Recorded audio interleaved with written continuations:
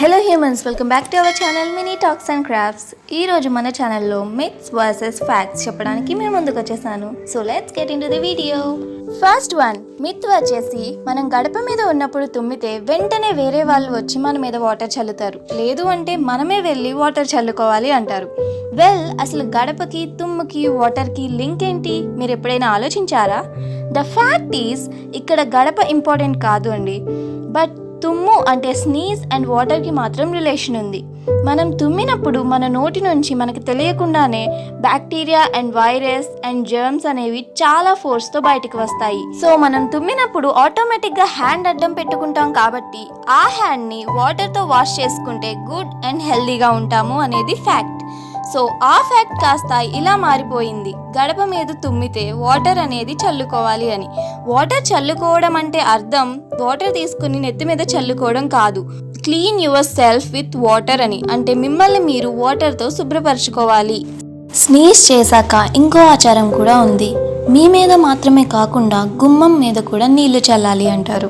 ఎందుకు అంటే, మీరు స్నీజ్ చేసినప్పుడు మీరు ఒకవేళ గుమ్మం దగ్గర ఉండి ఉంటే మీ నుంచి వచ్చిన జర్మ్స్ అనేవి గుమ్మం మీద పడే ఛాన్సెస్ ఉంటాయి. సో వాటర్ని ఆ ప్లేస్లో స్ప్రింకిల్ చేసి క్లీన్ చేయాలి.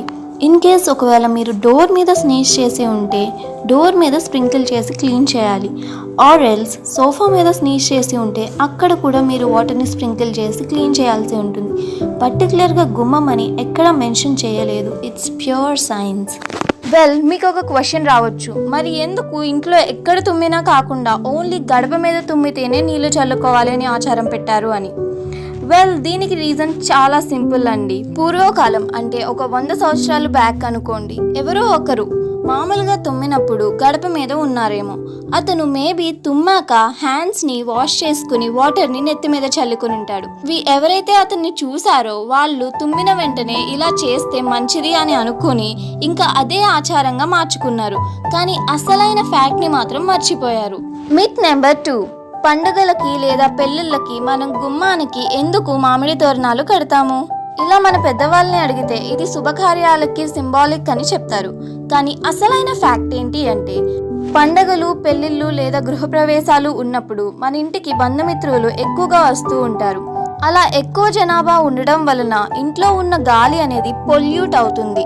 అలానే కార్బన్ డైఆక్సైడ్ కూడా ఎక్కువగా రిలీజ్ అవుతూ ఉంటుంది. సో ఈ మామిడి ఆకులు అనేవి కార్బన్ డైఆక్సైడ్ని అబ్జర్వ్ చేసుకుని ఇంట్లో ఉన్న గాలిని ఫ్రెష్గా ఉంచుతాయి. సో ఇది మామిడి తోరణాలకు ఉన్న ఫ్యాక్ట్. మనకి ఉన్న ప్రతి ఆచారం వెనుక ఏదో ఒక సైన్స్ దాగే ఉంటుంది. కానీ మనం ఆ సైన్స్ని అనేది పక్కకి పెట్టేసి ఇది ఆచారంగా చూస్తాం. తర్వాత అది ఎందుకు, ఎలా వచ్చింది అనేది కూడా మర్చిపోతాం. సో ఎప్పుడైనా మనం ఏమన్నా చేస్తున్నప్పుడు ఎందుకు వచ్చింది, ఎలా వచ్చింది అనేది క్వశ్చన్ చేయడం మాత్రం మర్చిపోవద్దు.